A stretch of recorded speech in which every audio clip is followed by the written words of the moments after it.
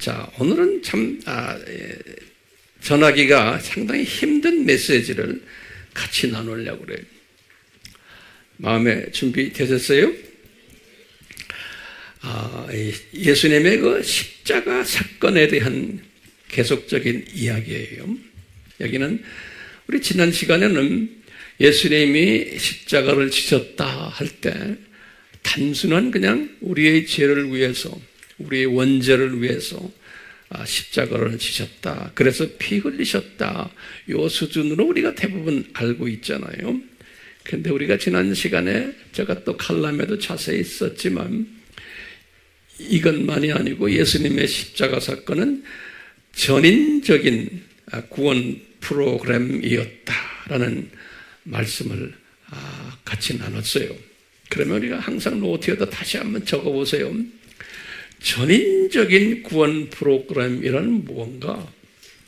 그럼 항상 우리가 이제 오늘도 아까도 우리가 찬송을 불렀지만요, 그 찬송 속에는 이 전인적인 프로그램이 숨겨져 있어요. 첫 번째는 원죄를 해결해 주시기 위해서 전인적인 프로그램 중에 그것을, 그래서 예수님이 구원자다, 피를 흘리시며, 두 번째는 저주를 해결해 주시기 위해서, 그래서 이분을 우리가 대속자다 이렇게 우리가 부르는 거예요. 세 번째는 이렇게 이제 구원받은 하나님의 자녀들이 이 세상에 살기 때문에 매일매일 죄를 짓는 거예요. 그래서 자범죄도 해결해 주시기 위해서 예수님이 십자가에서 죽으신 거예요.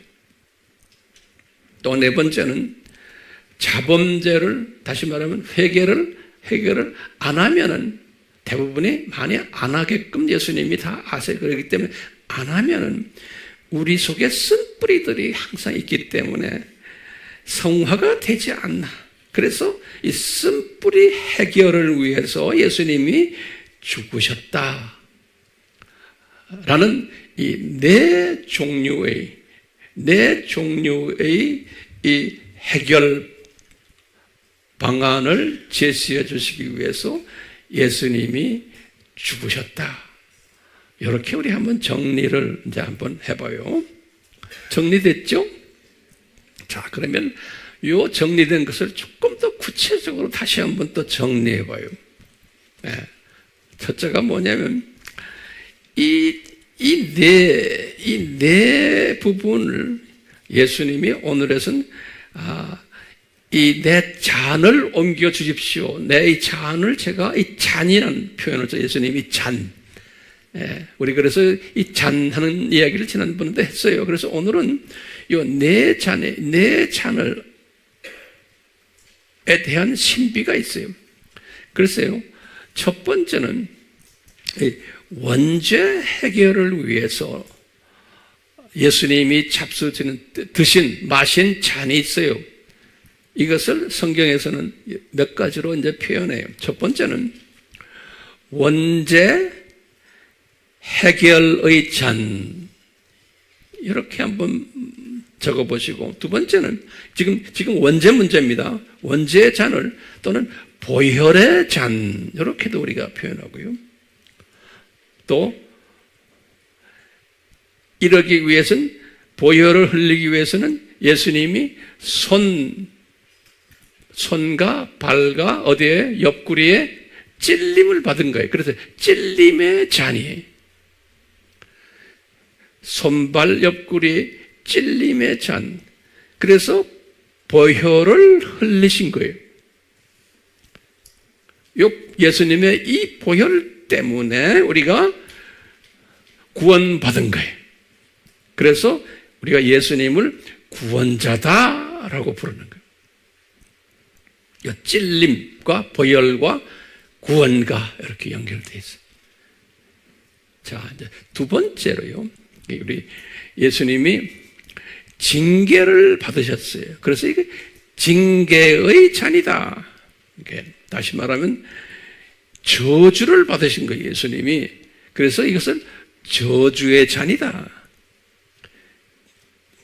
예수님이 저주를 받으셨기 때문에 아버지와 우리가 화목하게 된 거예요. 그래서 화목 제물의 잔이, 화목 제물의 잔이. 그래서 예수님을 우리가 뭐라고 부르냐면 대속자다라고 부르는, 대속자. 우리의 저주를 대신 짊어지신 자다라는 의미가 대속자다. 그러니까 구원자라는 의미와 대속자라는 의미는 다른 거예요. 정리됐어요? 네. 그러니까 구원자가 되시기 위해서는 뭘 흘렸어요? 피를 흘렸어요. 그렇죠? 그러면 대속자가 되시기 위해서는 뭐 했어요? 우리의 저주를 뒤집어 쓰셨어요. 그래서 우리 예수님이 뒤집어 쓰실 때의 장면이 뭐죠? 엘리 엘리 라마 사막다니, 그 고백하시는 장면이에요. 자, 세 번째로는 예수님이 상처를 입는 잔을, 그래서 상처의 잔이다, 이렇게 한번 정리해보면 상처의 잔이다. 이 말은 뭐냐면 예수님이 자존심 상처를 받은 잔이에요. 예수님의 자존심 상처를 받은 잔이에요. 이것은 뭐냐? 자범죄를 용서해 주는 잔이에요. 우리의 매일 짓는 자범죄, 다른 말로 표현하면 회개를 독촉하는 잔이에요. 우리가 이제 이 세상에 살면서 내가 매일 짓는 죄를 moment by moment, 또는 뭐예요? minute by minute, 우리가 계속해서 주님 죄송합니다, I'm sorry를 그렇게 하면서 살아라고 예수님이 상처를 입으셨어요. 어디에 상처 입으셨어요? 자존심 상처를 예수님이 입으신 거예요. 그러니까 예수님의 자존심 상처를 저는 묵상 많이 해요. 예수님이 저렇게 자존심 상처를 입으셨구나. 침뱉음을 받으시고 손바닥으로 유대인들에게 매도 맞으시고 얼굴에, 네? 지나가는 사람들도 조롱하고 삐죽삐죽 웃고 이런 모습도 우리가 보면서요, 예수님이 나를 보고 너희들 자범죄 용서를 위해서 쉬지 말고 회개해라 라는 메시지가 그 속에 담겨 있다고 저는 보여요. 그러니까 이것은 묵상하는 거예요. 예수님, 제가 매일 맺는 죄들, 생각으로 행동으로 마음으로 짓는 죄들, 주여 저를 씻어주시고 용서해 주세요. 이 여기에 대한 용서가 없는 사람은 교만한 사람이다, 예수님의 입장에서는요. 그리고 남을 자꾸 정죄만 하고 자기는 회개 안 하고 남의 이 눈에 있는 들보만 보는 사람들, 그렇죠? 항상 남을 보지 마시고 남을 보더라도 내 모습이 저 모습이구나 라고 항상 거울로 비춰보는 연습을 하세요. 그 겸손한 사람이에요. 저는 이 연습을 많이 해요. 아직도 멀었지만 저는 이 연습을 많이 해요. 항상이요. 이 세 번째, 상처의 잔이에요. 네 번째는 뭐예요? 네 번째는 minute by minute, moment by moment 이 회개를 하지 않는 사람은 내 안에 뭐가 있어요? 쓴뿌리가 심어지게 되어 있는 거예요. 쓴뿌리. 그것도 예수님이 다 아시는 거예요. 그래서 우리의 쓴뿌리, 이 사탄의 성품들, 질투심, 미움, 화내는 것, 이런 것들을 없앨 것을 없어야만 된다는 것을 예수님이 미리 다 아시고 뭐 했어요? 이분이 채찍에 맞으셨어요. 그러니까 이 채찍에 맞으시는 목적이 우리를 쓴뿌리를 없애기 위해서. 그러려면 이 쓴뿌리를 없애려면 어떻게, 뭐를 뽑아내야 돼? 말씀의 검으로 뽑아내야 돼. 그러니까 말씀 공부, 우리 작은 책을 잘 잡수시라. 이렇게 우리가 지난 시간에 공부했어요. 정돈 됐어요? 제가 물 한 컵 먹어도 돼요? 이것도 허락 맡아야 돼요. 왜 그래? 쓴뿌리 많은 사람은 이렇게 목사님이 뭐 예배 시간에 뭐 물도 잡수시네. 은혜가 안 돼. 이런 사람이 또 있다고요. 별난 사람 다 있어요. 자, 먹어요. 이 쓴뿌리 많은 사람은 항상 그렇게 비평해요. 자, 오케이. 자, 그 다음에 오늘 메시지. 이 예수님이 이렇게 찔림을 당해서 징계받고 상처받고 채찍질, 이것을 예수님이 이것을 지금 무슨 구원이라고 그래요? 이 전인적 구원을 예수님이 디자인하시고는 이런 디자인이 언제 시작이 됐어요? 그러면 우리는 창세전에 디자인됐다. 이 개념을 잊지 마시고, 그리고는 이제 아담이 타락하고는 예수님이 오실 때까지 이 디자인된 것을 어린 양의 모습으로, 그러니까 어린 양의 신비라고 그러죠. 어린 양의 모습으로 구약의 4,000년 동안 어린 양 신학을 우리에게 본보기로, 그림자로, 예표로 보여주셨어요. 그래서 우리가 10가지 어린 양 기억나시죠? 가죽 치마의 어린 양, 아벨의 어린 양, 쭉쭉쭉 나가면서 성전의 어린 양까지. 이것을 잘 뭐로 보여주셨어요? 4,000년 동안 본보기로 또는 그림자로, 예표로 그렇게 보여주셨어요. 여기까지 잘 정돈됐죠? 그리고는 이제 오늘 이제 본문과 연관되는 거예요. 그리고는 예수님이 인간으로 오셨어요. 어린 양이 되시기 위해서 오신 거예요. 그래서 이제 첫 30년은 그냥 예수님이 개인 삶을 살다가 이제 나머지 3년은 33년 이 세상에서 사셨잖아요. 이제 소위 공생애라고 그러죠. 사람들에게 나타나신 거예요, 예수님이. 그래서 이제 공생애 3년 동안 아주 구체적으로 예수님이 제자들에게 그리고 또는 유대인들에게 예수님의 이 어린 양이 되셔서 십자가에서 죽으시고 부활하시고 또 예수님이 승천하시고 하는 이 모든 어린 양 신학을 요 3년 동안 이것을 실제로 이제 교육시켰어요.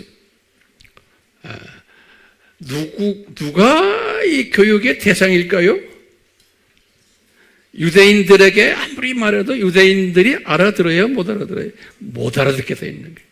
그리고 예수님이 그것 때문에 예수님을 못 박아 죽이시려고 그래요. 그런데 누구를 위해서 이 3년 동안 십자가 스토리를 교육시킬까요? 제자들에게. 그러니까 이 제자라는 개념이 상당히 중요해요. 이 3년 동안 제자들에게 뭘 가르치시나? 내가 이제 요 구약에서 너희들에게 가르쳐준 이 모든 이 어린 양 신학을 내가 실제로 너희들에게 직접 내가 너희들에게 이제 가르쳐줄게. 그러면서 이 3년 동안 이 교육이 제자들을 향한 교육이 이 교육을 이제 시킬 때 예수님이 이 보시면 공생의 시작 때에 말씀하셨고 여기도 주 27년이에요. 공생의 초기에도 또 말씀하셨고 이 말씀의 내용이 달라요. 공생의 중간기에도 주 29년이에요. 그리고는 공생의 말기에도 말씀하셨어요. 가면서 점진적으로. 그러면서 이것은 뭐예요? 점진적으로 또는 현장 교육이에요. 점진적으로 또 현장 교육으로 또 눈높이 교육으로 예수님이 이 사건을 이제 가르치셨어요. 누구한테? 제자들에게. 오케이? 제자들에게. 자, 그러면서 보세요. 구체적으로 점진적이기 때문에 요 공생의 시작 때는 어떻게 가르쳐집니까? 요거 여러분들 하나하나 오늘 정리하시기를 바라요. 자, 제가 깨달은 것들이, 그래서 제가 깨달은 것을 여러분과 같이 나누는 거예요. 여러분들도 이거 깨달은 다음에 꼭 나누셔야 돼요. 오케이? 예, 나누셔야 돼요. 자, 보세요. 먼저 이제 공생에 시작할 때 세례 요한의 입을 통해서 예수님을 이야기하게 해요. 세례 요한이 성령 딱 그 감화를 받아가지고 자기 앞에 지나가는 예수님을 보고는 이 세상 죄를 지고 가는 하나님의 어린 양이시다라고 외친 거예요. 이게 유명한 요한복음 1장 29절에. 그러니까 구약 4,000년 동안의 어린 양 모습을 우리가 봤잖아요. 유대인들 그 어린 양이 저분이다 이렇게 가르쳐 주는 거예요. 누가요? 세례 요한이.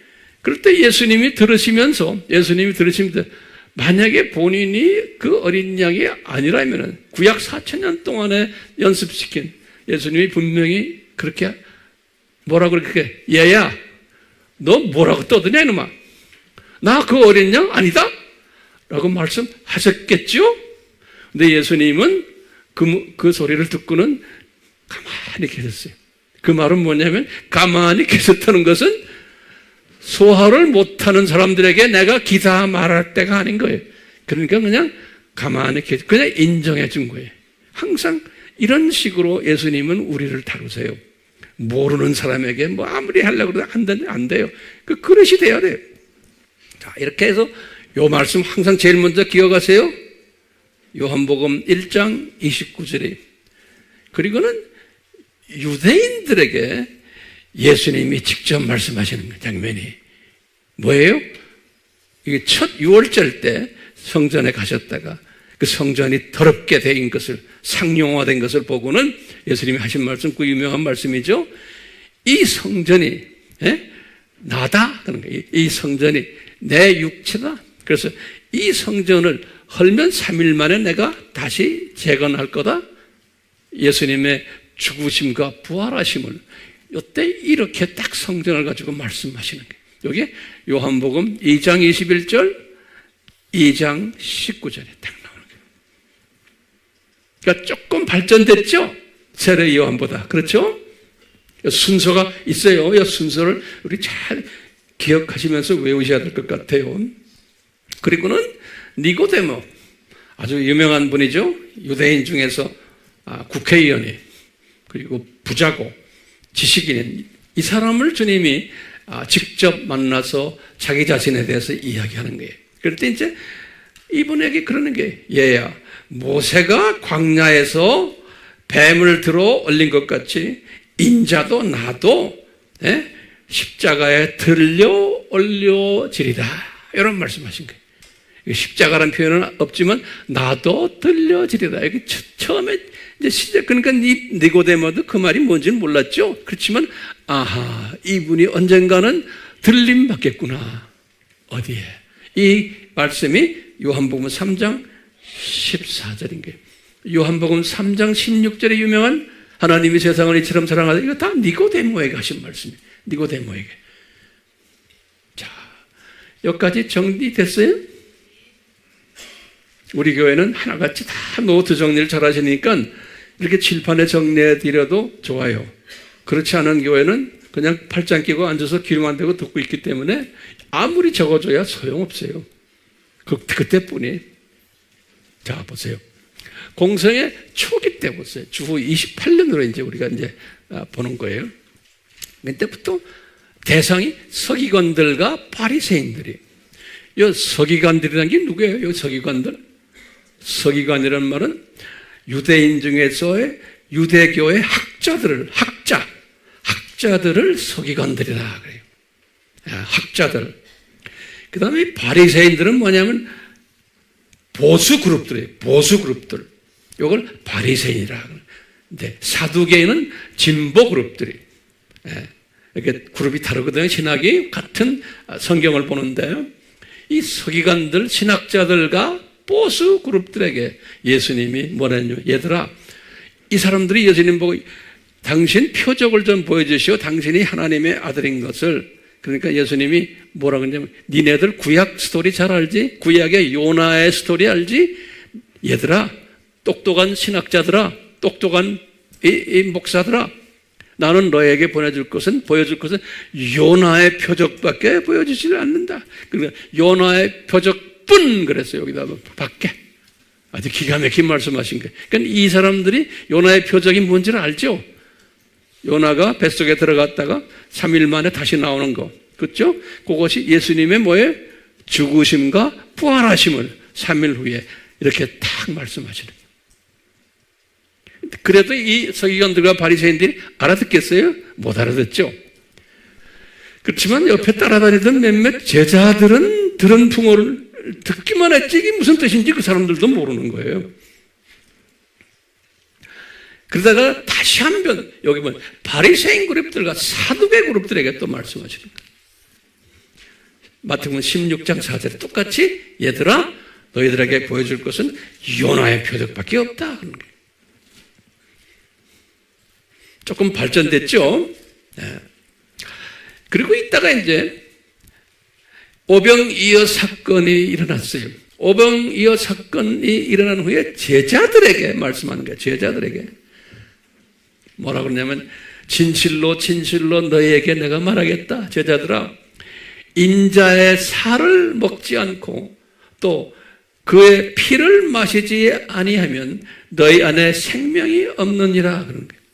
요한복음 6장 53절에서 55절에 아직까지도 예수님의 십자가 사건도 모를 때 이 사람들이 그냥 한쪽 귀로 듣고 한쪽 귀로 내보내더라도 이런 말씀을 예수님이 탁 하시는 거예요. 그러니까 많이 발전됐죠? 여기 지금 보시면 이 발전된 모습이 보입니까? 저는 보이는데 여러분들은 보이세요? 그러니까 우리가 여러분들이 이제 이웃에게 가르칠 때도 항상 발전적으로 가르치셔야 돼요. 한꺼번에 다 통째로 이야기하면 안 돼요. 우린 성질 급해가지고 그렇게 못하는 경우도 있는데 그러면 안 돼요. 천천히. 우리 팀들 여러분들의 목사님이 그런 식으로 하니까 여러분들은 말할 것도 없어요. 예. 닮아가게 되어 있어요. 자, 그 다음에 이제 공생의 중기를 딱 보세요. 이제 그 유명한 이제 우리 가이사랴 빌립보 알죠? 거기 지금 마태복음 16장 얘기. 예수님께서 가이사랴 빌립보로 제자들 불러오른 다음에 이제 물어보죠. 얘들아, 저 산 밑에 있는 저 사람들 우리를 따라다니는데 도대체 저 사람들이 나를 누구라고 생각하느냐? 물어보는 거죠. 그러니까 그렇죠? 어떤 사람들은 엘리야고 어떤 사람들은 당장 구약의 유명 인사 같습니다. 라고 말을 하는데 베드로야, 너는 그러니까 베드로가 자기가 말한 게 아니죠. 아버지께서 베드로에게 입을 열어서 말하게 하셨어요. 그 말이 뭐예요? 16장 16절이죠. 유명한 마태복음 16장 16절이 주는 그리스도시요.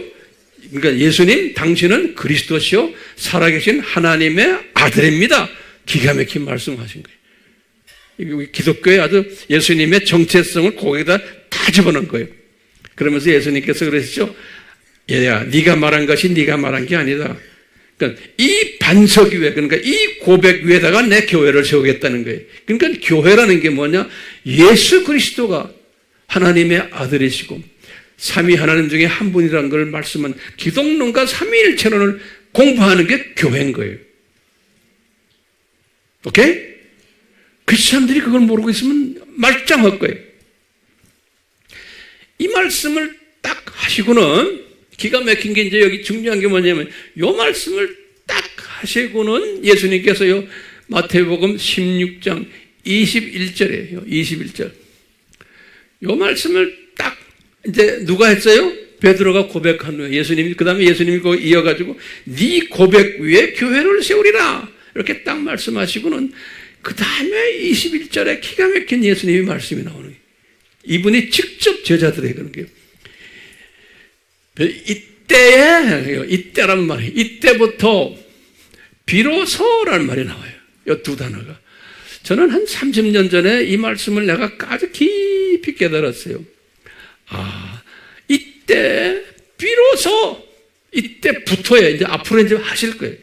비로소 그러니까 지금까지 참아오셨다는 거예요.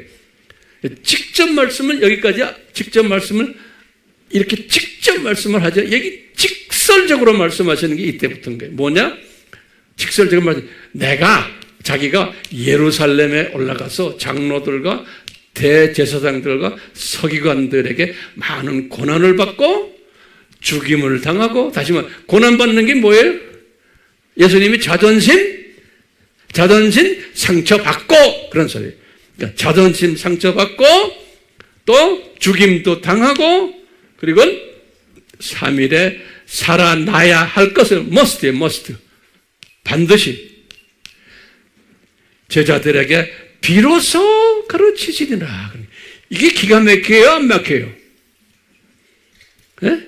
중반 때 말씀하 중반 때 예수님께서. 근데 제자들이 알아들었겠어요? 못 알아들었겠어요? 베드로는 특히 성질 급한 분이 그 말 듣자마자 실수라도 보통 실수 안 하죠? 그분이 뭐예요? 예수님 그렇게 하지 마세요 그랬죠. 그렇죠? 그때 다 그런 걸 우리에게 보여주는 거예요. 왜? 베드로는 시각이 지금 어디가 있어요? 이 예수님 모시고서 자기도 좀 출세하려고 지금 하고 있는데 갑자기 죽으신다니까 베드로의 입장에서는 이거 잘못 따라다니는 게 아닌가 이런 생각하셨을 거예요. 사람은 다 그래요. 모든 인간은요. 그래서 베드로가 예수님 그렇게 하지 마십시오. 그러니까 예수님이 베드로 보고 뭐라고 그랬어요? 이 사탄아 물러가라. 갑자기 베드로가 사탄이 돼버렸어요.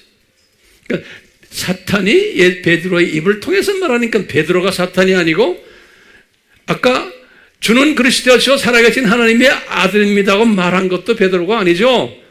똑같이 이거와 정반대의 이야기도 또 사탄을 이 베드로의 입을 통해서 하게 하시는. 우리 인간은 정말 예수님의 은혜가 아니면 베드로처럼 양면으로 사용받을 수 있다는 거예요. 하나님의 자녀들이지만 아무리 목사고 신학자고 선교사고 우리가 해도요, 우리도 모르게 양면으로 사용받을 수 있다는 것을 우리 이런 걸 보여주세요. 은혜가 임하지 않으면. 자, 요거 됐죠? 그거는 16장 다음에 17장이 그 유명한 변화산 이야기. 예수님이 제자들 데리고 제자 몇 사람 데리고 변화산 올라갔죠? 변화산 올라가서 그 다음에 내려와서 하시는 말씀이 똑같은 말씀 하시는 거예요. 인자가 장차 사람들이 손에 넘기고 죽임을 당하고 제3일에 살아나리라 하시니 제자들이 심히 근심하더라. 그러니까 예수님이 지금 자기 입으로, 예수님의 입으로 두 번째로 말씀하시는 거예요. 내가 죽었다가 살아나리라. 마태복음 17장 22절에서 23절에. 예수님의 제자들이, 이제 예수님이 이제 이렇게 하시려고 그러시는구나. 약간한 느낌을, 감을 잡았을 때. 그럴 때 이제 나사로가 죽었을 때 제자들에게 또 그러는 거예요. 나는 부활이요 생명이니 나를 믿는 자는 죽어도 살 것이요 살아서 나를 믿는 자는 누구나 영원히 죽지 아니라. 그러니까 예수님이 뭐예요? 부활이요. 이거 죽음이 있어야지만 부활되잖아요. 부활이요 내가 생명이라는 거예요. 이렇게 이제 간접적으로 표현하시는 거예요. 그러다가 이제 공생의 말기가 됐어요. 주 30년에 좀 더 구체적으로 이제 주님이 하시는 말씀. 예수님께서 고난주일 월요일이에요. 고난주일 일요일이 소위 무슨 종료주일이라고 그러죠? 일요일이 종료주일 지나고 월요일 같아요. 제가 이렇게 쭉 보면요. 월요일에 안드레와 빌립과 헬라 사람들이, 안드레와 빌립과 거기 헬라인들이 예수님께 질문을 던지는 거예요. 특히 헬라 사람들이 질문을 던지는 거예요. 그러니까 이 질문에 대해서 예수님이 대답하는 게 그 유명한 우리가 잘 아는 요한복음 12장 24절. 진실로 진실로 너희에게 말하노니 한 알의 밀이 땅에 떨어져 죽지 아니하면 한 알 그대로 남아있지만 죽으면 많은 열매를 맺으리라. 그러면서 예수님이 계속해서 말씀 똑같이 내가 땅에서 들리면 여기 십자가 사건이 모든 사람을 내게로 이끌어오리라. 이것을 말씀하신 주께서 어떠한 죽음으로 죽으실 것을 의미하심이라. 그러니까 예수님이 땅에서 들림받는다는 건 예수님이 뭐로 죽어요? 십자가로 죽으실 것을 의미하는 이야기를 하는 거예요. 지금 고난주일 이야기, 고난주일에. 그리고는 고난주일 수요일에 제자들에게 또 말씀하시는 게 보시면 내가 이틀이 지나면 6월절이라 금요일이 되는 거죠. 인자가 십자가에 못 박히기 위하여 팔리우리라 이렇게 말씀하시고 아주 구체적이죠. 이제 여기 마태복음 26장 2절에 제자들이 알아들었겠어요? 못 알아들었겠어요? 나중에 다 도망간 거 보면 못 알아들었죠? 그렇지만 예수님은 못 알아듣든 알아듣든 귀에다 자꾸 집어넣는 거예요. 우리 똑같아. 이런 설교도 이런 걸 제가 깨달으면서 그래요. 우리 교인들, 여기 앉아있는 교인들은 잘 알아들으시지만 영상으로 공부하는 분들 중에 그렇지 않은 분들도 계시잖아요. 그렇지만 자꾸 듣다 보면은 주님의 때가 되면 알아듣게 되어 있어요. 알아듣게요. 자, 고난주 수요일에, 고난주 금요일에 이제, 예? 고난주 금요일에 예수님이 6월절 잔치를 하게 됐어요. 그러니까 예수님이 공생애 3년을 하면서 6월절을 4번 지켰어요. 6월절을 4번 지켰는데 지금 마지막 6월절이. 그 6월절의 주체가 누굽니까? 어린 양 예수님 이야기 아닙니까? 6월절이. 그래서 이제 6월절을 이제 지키면서 만찬을 할 때 제자들에게 하시는 말씀. 이제 이것은 죄사함을 받은 사람을 위하여 흘린 바 나의 피다. 포도주를 가지고 내 피다. 그리고 곧 언약의 피다. 이렇게 말씀하시는 거예요. 잠시 후면 너희가 나를 보지 못할 것이요. 또 잠시 후면 너희가 나를 볼 것이라. 3일 후에 예수님이 부활하실 것을 죽으셨다가 그렇게 암시적으로 말씀하시는 거예요. 요한복음 16장 19절에 마태복음 26장 28절, 요한복음 16장 19절에 여기다 금요일에 6월절 만찬에서 하신 말씀이에요. 6월절 만찬에서. 자, 여기까지 정리되기를 바라요. 이게 한 번에 될까요? 제 생각에는 한 번에 안 돼요. 자꾸 하면서 이게 내가 입을 열고 이웃에게 말을 할 때 이게 나도 모르게 이게 기억이 돼요. 그러니까 열심히 셀 때 해주시길 바라요. 셀에 참석 안 하는 분들은 제가 누군지 대강 알아요. 그런 분들은 제가 축복해 줄 수가 없어요. 네. 그래도 나름대로 저도 사람이니까 열심히 이렇게 헌신하는 분들은 제가 축복해 드려요. 그런데 축복 안 받으시려면 안 해도 됐죠? 자, 괜찮아요. 이제 지금부터 중요한 메시지가 있어요. 이제 우리 예수님께서요, 이 성만찬 끝나시고는 예수님이 감람산으로 가셨어요. 감람산으로 가셨어요. 성만찬 마치시고 감람산 가셨다가 감람산 거기에 옆에 붙어있는 조그만 언덕이 소위 무슨 언덕이 겟세마네 동산인 거예요. 감람산의 일부분을 보시면 돼요.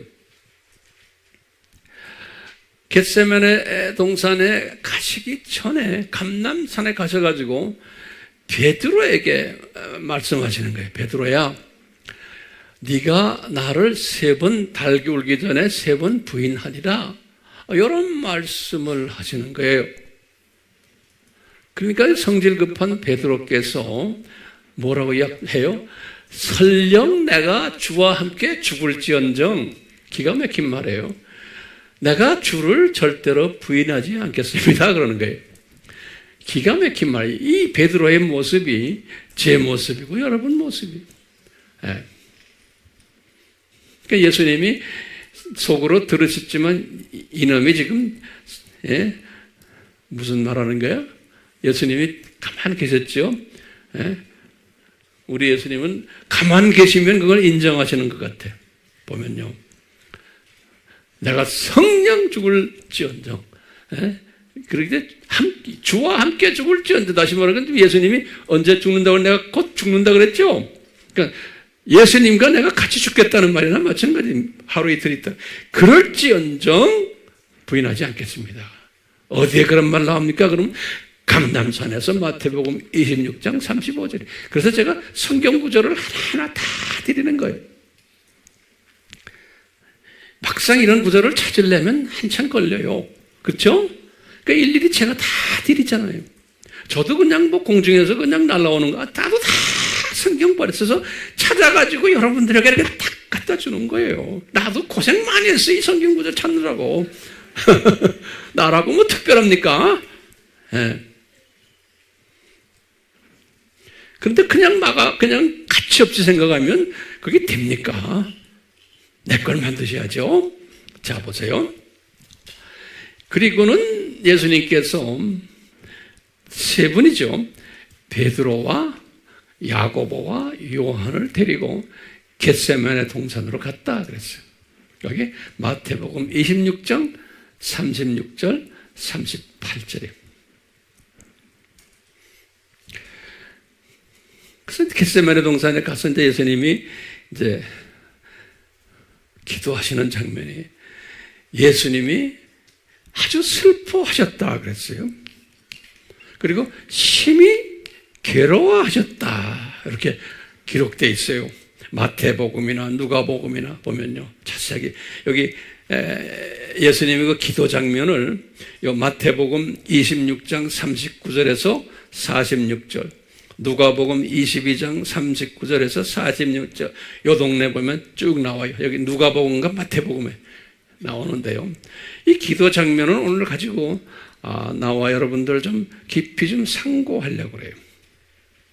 이 배경을 우선 안 다음에. 왜냐하면 우리 알다시피 예수님이 그냥 제자들 보고 그러죠. 너희들은 여기서 기다려라. 그렇지만 나와 함께 깨어서 너희들 나를 위해서 기도해 달라는 거예요. 예수님이. 그래서 예수님께서 얼굴을 땅에 대고 이제 기도하기 시작하는 거예요. 이 예수님의 기도 장면 화가들이 많이 그렸죠. 화가들 예수님이 이렇게 여기서 기도하는 장면이에요. 자, 그런데 예수님이 3번을 기도하셨는데 제가 예전에도 언급했지만 오늘은 좀 더 자세히 보려고 그래요. 첫 번째 기도 장면 예수님 보시면은 여러분들 가만히 보세요. 오 나의 아버지요, 가능하시다면은 이런 말을 표현했어요. 영어도 if it's possible 그런 게 if it's possible 그럼 가능하시다면은 이 쓴 잔을, 이 잔이 지금 몇 가지 잔이에요? 4가지 잔이죠? 우리 아까 했죠? 요 4가지 잔을 내가 이 네 잔을 내게서 지나가게 하시옵소서. pass away. 나의 잔 쓰지 않게 해주세요. 라고 기도하시는 거예요. 아버지한테. 그러니까 여기 보면 이 가능하면은 이거 단어예요. 가능하면은 그러면서 이분이 또 다시 정신을 바짝 차리고 이것이 아버지의 뜻이라면은 아버지의 뜻대로 하십시오 라고 이렇게 기도하시는 장면에, 그러니까 이분이 엄청 괴로웠던 거예요. 자, 그러면 이제 우리가 이성을 가진 우리가 저부터 이런 생각을 하는 거예요. 예수님이 지금 이 4가지의 잔을 마시기 위해서 창세전에 디자인하시고는, 제 딸에 아세요?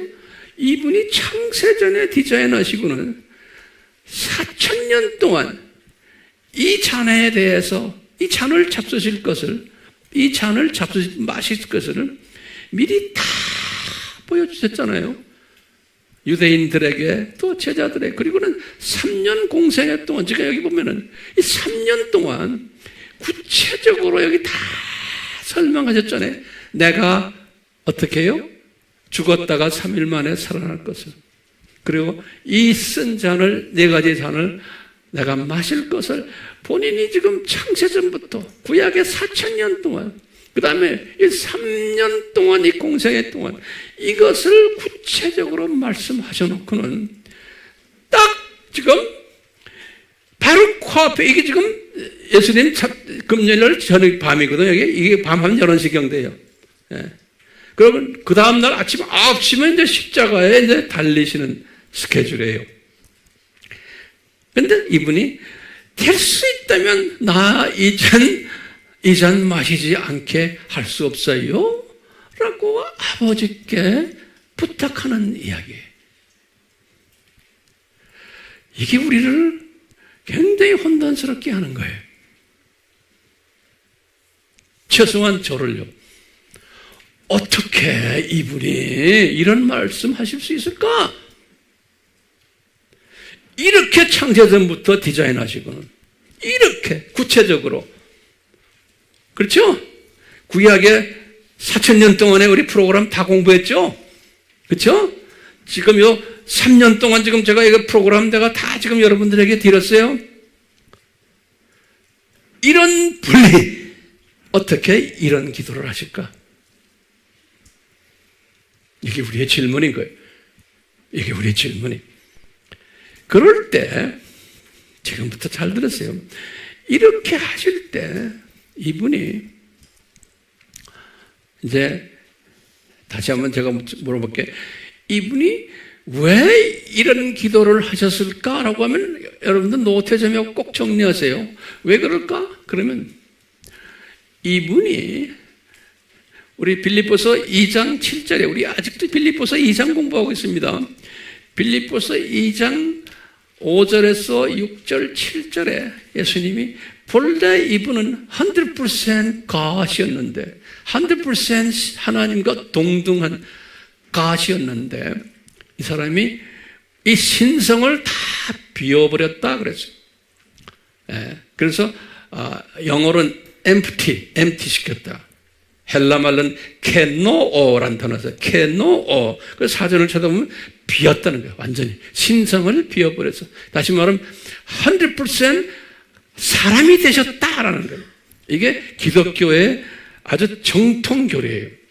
예수님이 100% God이었는데 100% 사람이 되셨다라는 100% 사람이다. 예수님이 이 개념 잊지 마세요. 그러니까 이분이 100% 사람이 되었기 때문에 100% 사람이 되었기 때문에 이분은 저나 여러분들과 똑같은 성정을 가진 분이에요. 네. 그런데 예외가 있어요. 이분은 우리와 다른 게 뭐냐면 죄가 없으신 분이에요.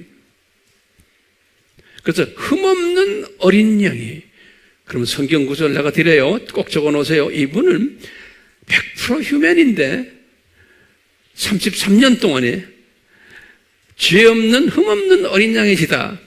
베드로가 그랬어요. 베드로전서 1장 19절. 또 베드로전서 2장 22절에.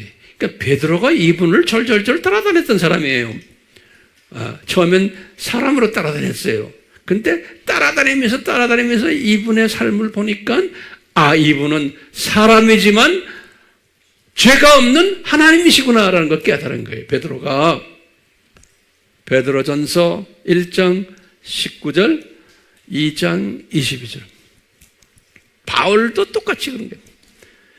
고린도 후서 5장 21절에 뭐라고 했냐면 예수님은 죄를 알지도 못하시는 분이다. 그랬어요. 죄를 알지도 못하시는 분이다.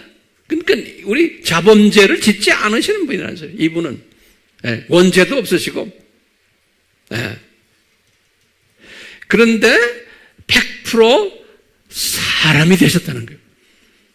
그러니까 그래서 이분이 사람인 것을 어떻게 아나? 100% 사람? 그럼 거기다 노트에 정리하세요. 내가 하나하나 불러드릴게요. 100% 사람이시라는 것은 우리가 첫 번째 예수님이 배고파 하셨어요. 우리하고 똑같아. 두 번째 피곤해 하셨어요. 또 목말라 하셨어요. 또는 슬퍼하셨어요. 또 잠을 주무시기도 했어요. 또는 민망해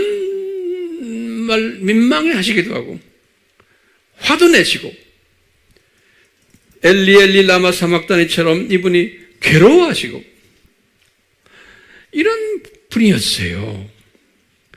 그렇기 때문에 우리 예수님은 100% 사람이시기 때문에 죄 없으신 유일한 사람이에요. 자, 그렇기 때문에 이분은 하나님의 모든 신성을 다 비우셨기 때문에 이분에게 하나님의 신성이 필요한 거예요. 33년 사는 동안에. 그래서 저희 말은 이분에게 능력이 필요한 거예요. 이분에게 하나님의 신성이, 성령님의 도우심이 필요한 거예요. 그래서 성령님의 도우심과 천사의 도우심이 이분에게 필요했던 거예요. 그래서 이분이 어떻게 했어요? 항상 기도 생활을 했어요. 그리고는 기도하시면 아버지와 대화를, 아버지, 제가 살기 힘듭니다, 여기서. 그럴 때마다 아버지께서 성령님을 보내셔서 힘을 주시고, 능력 주시고, 또 천사들을 보내서 보호천사는 많을 필요 없다. 하나만 딱 돼요. 그래서 영어로도 guardian 엔젤이 하나의 한 천사, 가디언 엔젤이 보호천사를 보냈어요. 그래서 예수님이 항상 보호천사가 옆에 계셨고, 그 다음에 성령님이 항상 옆에서 따라다니시면서 함께해서 능력을 주셨어요. 그렇기 때문에 예수님은 기도 생활을 끝내질 않았어요. 계속 기도했어요. 그렇기 때문에 예수님은 이 능력 받으셨기 때문에 죽은 자도 살리시고 자연도 정복하시고 또 병도 고치시고 이런 일들을 다 하실 수 있었어요. 그러니까 기도 외에는 안 된다는 말씀이 이거예요. 그러니까 이분이 항상 이런 100% 하나님이시지만 100% 사람이 되셔서 이 하나님의 신성을 다 비우셨기 때문에 기도 생활을 하지 않으면 안 되는 거예요. 똑같이 우리도 법적으로 하나님의 자녀들이에요. 지금 이 세상에 살면서. 그렇기 때문에 우리는 신성이 없는 사람들이에요. 법적으로 하나님의 자녀들이죠. 예수님처럼.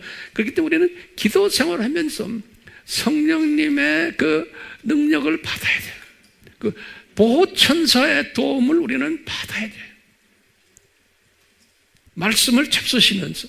그거 안 하면 같은 하나님의 자녀들이지만 이 세상을 이길 수가 없어요. 이 세상을.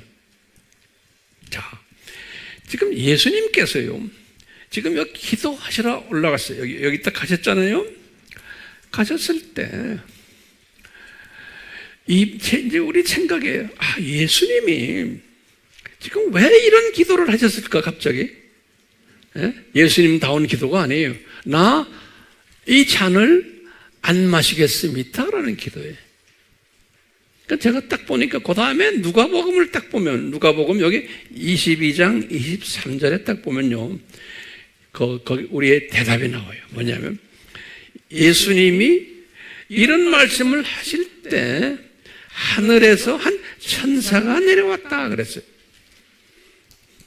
누가복음 22장 23절에 이 말은 뭐냐면 예수님이 지금 이 겟세마네 동산에서 기도하실 때는 천사가 옆에 없었구나라고 볼 수가 있는 거예요. 오케이? 이건 우리 하나님의 디자인이에요. 우리도 이거 다 우리에게 교육시키기 위해서, 제자들에게도 교육시키기 위해서 우리가 하나님의 자녀들이고 끊임없이 기도하며 능력받고 다 하지만 이게 계속하지 않으면 자꾸 이게 empty 되거든요. 그렇기 때문에 예수님도 그런 생활을 쭉 하시다가 지금 이때쯤 와서는 천사도 예수님이 우리 아버지께서 아마 천사도 너 예수님한테 가지 말아라 그랬던 거예요. 그러니까 예수님이 완전히 홀로 천사의 도움도 없이 성령님도 별로 도와주지 않았던 것 같아. 그 당시에 여기에서. 그러니까 예수님이 누구한테 의지했어요? 세 분의 제자들에게 의지를 했어요. 사람에게. 너희들 날 좀 도와달라. 그러니까 사람에게 의지하시면서 예수님께서 너희들 나를 위해서 기도하고 내 말동 못 해주고 날 좀 위로해달라. 그런데 예수님께서는 의도적으로 이 사람들을 어떻게 해놨어요? 다 잠자게 만들어놨어요. 옆에 가서. 그 예수님이 잠자는 그 형제들을 보면서 예수님이 뭐라고 그랬어요? 마음은 원이라되 육신이 약하구나. 이런 말씀 썼어요. 기가 막힌 말씀하신 거예요. 너희들 나를 도와주고 싶지만 너희들 잠에서 이기질 못하는구나. 다시 말하면 니네들 여기 온 것이 나를 도와주려고 왔지만 도와줄 수 없구나. 사람은 한계가 있다. 다 사람들은 다 지 생각하면서 이기주의로 베드로나 요한이나 이 야고보가 와서 있을 때도 보면 다 이기주의로 와서 예수님 따라와서 앉았다가 쫄리니까 그냥 자버린 거지. 예수님의 그 마음에 조금이라도 보탬이 안 되는 거예요. 그러니까 예수님께서 내가 사람에게 의지했구나. 나는 그걸 깨달은 거예요. 예수님도 신성을 다 포기하시고는 그래도 좀 지푸라기라도 좀 잡으려고 지금 이럴 때 제자들 세 분한테 의지를 해갖고 나 같이 가자. 날 좀 도와줘 하고. 그러니까 예수님이 제자들의 그 모습을 보시면서 우리에게 가르쳐 줍니다. 황 목사야, 너도 사람에게 의지하지 말아라. 이걸 보여주시는 거예요. 사람은 이분들 나중에 다 유명인사들이 됐죠. 이분들은 나중에 어디까지 가서 예수님을 위해서 목숨까지 바친 사람들이 됐어요. 그러니까 지금은 아니라는 거예요. 예. 지금은 아니었다. 그래서 예수님이 거기에서 이거 다 우리에게 교육시키기 위해서 그러는 거예요. 최소한 저에게 교육시키기 위해서. 그래서 예수님이 이때 이런 허탈한 가운데 사람한테 의지했는데도 이게 안 되고 천사의 도움도 없고 좀 허탈해 계실 때에 이제 아버지께서 천사야 너 이제 예수님과 도와드리라 그런 거예요. 그러니까 여기 보면 하늘에서 한 명의 천사가 내려왔다 그랬어. 그러니까 이 천사가 와서 뭐 했느냐? 예수님에게 힘을 부어드렸다 그랬어요. 이 원어로도 그렇고 영어로는 그랬어요. strength이란 건 힘이죠. power. 힘을 집어넣어 strengthening him 그랬어요. 누가복음 22장 23절. 예수님에게 힘을 집어넣어 주셨다. 그러니까 예수님이 힘을 받으셨다 그랬어요. 예. 기가 막힌 가르침이 우리 속에 이 속에 숨겨져 있는 게 예수님도 100% 사람으로서 힘 받지 않으면은 예수님이 그냥 나약한 하나의 피조물처럼 이렇게 될 수 있다는 거예요. 그것은 우리도 하나님의 자녀들이지만 이 예수님처럼 이 보호천사의 도움과 성령님의 도움 없이는 이 세상을 우리가 이길 수가 없어요. 사람에게 의지해요? 택도 없는 거예요. 예수님이 보여주시는 거예요. 예. 그렇기 때문에 예수님이 이런 기도를 할 수밖에 없었던 거예요. 이렇게 창세전부터 디자인하셨던 이것을 하루아침에 다 그냥 물거품 만드는 기도를 하신 거예요. 이거 얼마나 이게 지금 문제가 심각합니까? 예? 그러니까 우리도 여기 서 있는 황 목사도 여러분들도 이 예수님의 이 도움, 예수님이 성령님의 도우심과 보호천사의 도우심이 없으면 우리도 한낱 아무리 열심히 신앙생활을 해도 작심삼일인 존재들이에요. 옆에 앉아있는 여러분 지금 한 분 한 분 들여다보세요. 당신 작심삼일이야.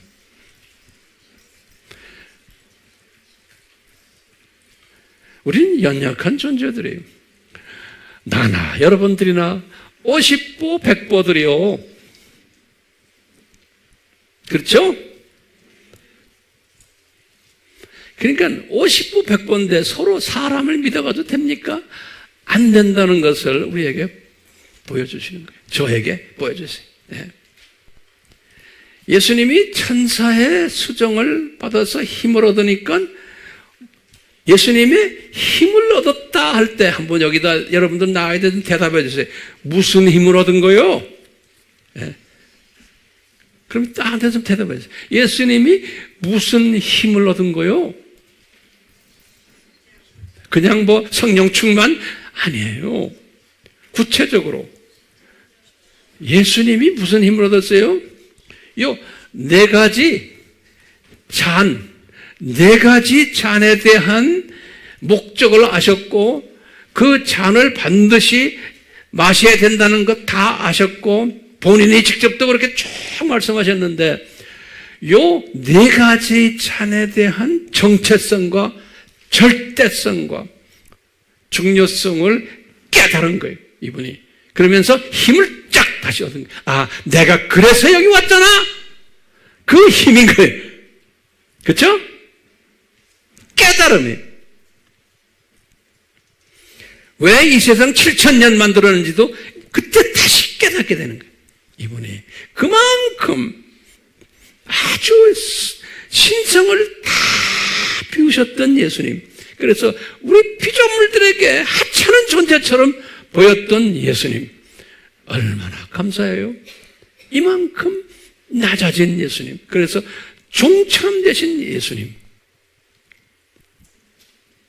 우리 빌립보서 2장에 그 말씀이 있잖아요. 그렇기 때문에 예수님이 제자들에게 지금 뭘 가르치려고 그래요? 이렇게 다 우리에게 지금 말씀하시는 니네들 아무리 내 자녀들이지만 너희들이 이 예수님의 이 성령님의 도우심과 보호 천사의 도우심이 없이는 너희들은 한낱 그냥 하나님의 자녀들이지 이 세상에서 승리의 삶을 살 수가 없단다. 나의 제자가 되지 못한다는 거예요. 자, 그러면 중요한 결론적인 말씀이 있어요. 자, 그렇다면 황 목사님, 이 보호천사가 이렇게 중요하네요. 성령님의 충만하심이 이렇게 중요하네요. 그러면 보호천사를 받으려면은 그 보호천사의 도움을 받으려면은 어떤 조건이 필요합니까? 라는 것을 우리 한번 질문을 던져보는 거예요. 그 성경에는 아무나 모든 하나님의 자녀들에게 보호천사를 주시지 않았어요. 특별한 분들에게 예수님에게도 보호천사를 주셨다 안 주셨다 하시잖아요. 안 주시니까 예수님이 이렇게 나약한 존재처럼 되는 것처럼 이 보호천사는 다윗에게도 가르쳐줬어요. 다윗은 이 보호천사가 있었어요. 뭡니까? 시편 34편 7절에 그랬어요. 시편 34편 7절에 하나님을 여호와를 경외하는 자에게 보호천사를 붙여주신다 그랬어요. 예. 그러니까 우리 예수님을 경외하는 자에게, 그러니까 아무에게 주지를 않는다는 거예요. 예. 그러니까 저는 이 예수님의 이 보호천사의 도움을 받으려면 항상 뭐 해야 돼요? 예수님을 경외해야 되는 거예요. 사람을 경외하지 않고, 사람을 두려워하지 않고, 환경을 두려워하지 않고, 예수님을 항상 경외하는 사람이 되어야 되는 거예요.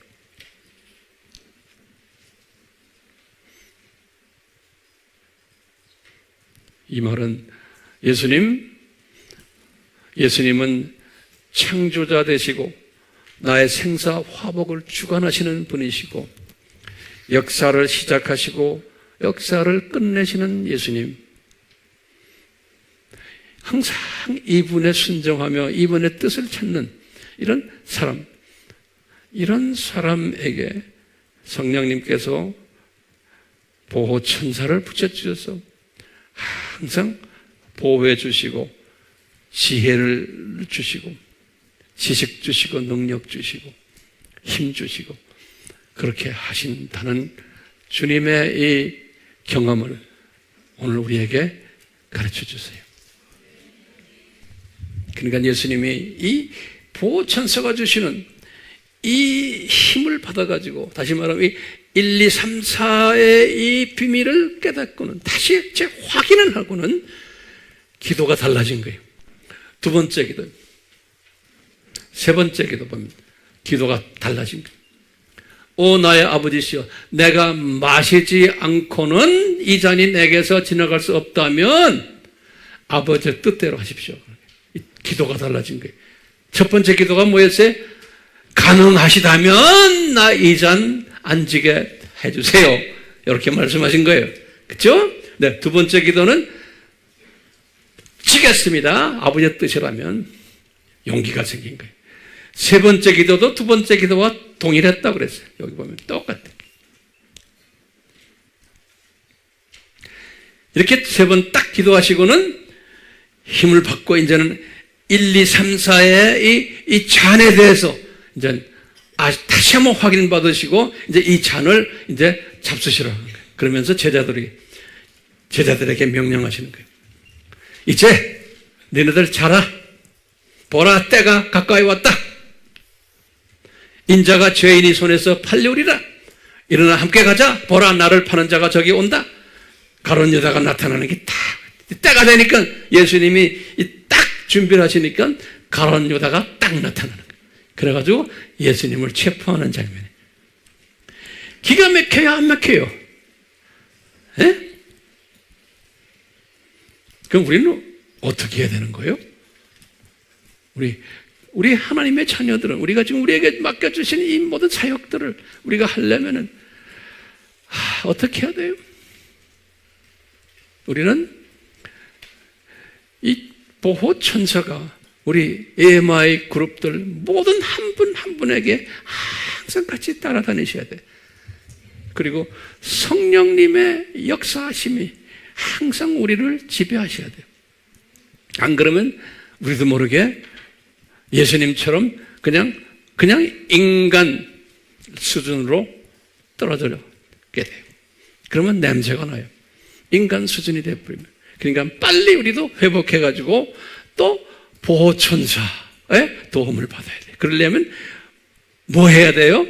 보호천사의 도움 받으려면 우리 예수님을 경외해야 돼요. Fear of the Lord. Fear라는 말을 써요. 예수님을 경외해야 돼요. 예수님을 경외한다는 말이 뭐예요? 내 머리 굴리지 말고, 내 성격 내지 말고, 내 뭐든 이러지 말고, 예수님의 전적인 뜻에 그냥 순종하는 사람이에요. 네. 이분께 이런 분들 저부터 하나가 다가 예수님을 경외하는 자로 저는 보고 있어요. 자, 앞으로 우리가 지금 이 항공모함이 계속해서 이제 항해를 할 터인데 이 배를 탄 한 분 한 분 모두가 다 이 예수님을 경외하는 사람들이 되기를 주님의 이름으로 우리가 간구합니다. 아멘. 우리가 그렇게 되면은 우리 자녀들을 주님이 책임지세요. 우리 가족들 이런 모두가 되시기를 다시 한번 부탁드리고 간구해요. 오늘 제목이 뭐였어요? 왜 예수님이 어디에서? 겟세마네 동산에서 기도하셨나? 여기에 대한 답을 한번 찾아봤어요. 우리 다음 주에도 또 질문 던지고 또 한번 답을 찾아봅시다. 아멘? 네, 우리 성령님, 저희들 부족하지만 예수님의 삶을 통해서 보여주셨듯이 예수님도 보호 천사가 필요하신 것처럼 우리에게도 주여 이 보호 천사들을 붙여주시고 우리 모든 사랑하는 내 자녀들, 내 피부치들에게도 주여 이 보호 천사들을 붙여주시옵소서. 그러기 위해서는 주여 성령님이시여 저희들에게 가르쳐 주시옵소서. 우리 예수님을 경외하는 자가 되기를 소원합니다. 주여 날로 우리가 우리 삶 속에서 예수님을 경외하는 자들 되도록 도와주시옵소서. 예수님의 이름으로 기도드리옵나이다. 아멘. 예수님도 천사의 도움 없었기에 예수님도 우리처럼 나약한 존재임을 우리에게 노출시켜 주셨습니다. 주여 우리에게 천사의 도움 성령님의 충만하심이 떠나지 않기를 소원합니다. 그러기 위해서는 조건이 있죠. 우리가 예수님을 경외해야 되는 것을 우리가 깨달았습니다. 성령님 도와주시옵소서. 우리가 겸손히 예수님을 경외하는 자들 되도록, 겸손한 자들 되도록 주여 도와주시옵소서. 예수님의 이름으로 축원하옵나이다. 아멘. 손을 다 올리세요. 손 올리는 건 내가 겸손하다는 소리예요. 예수님 앞에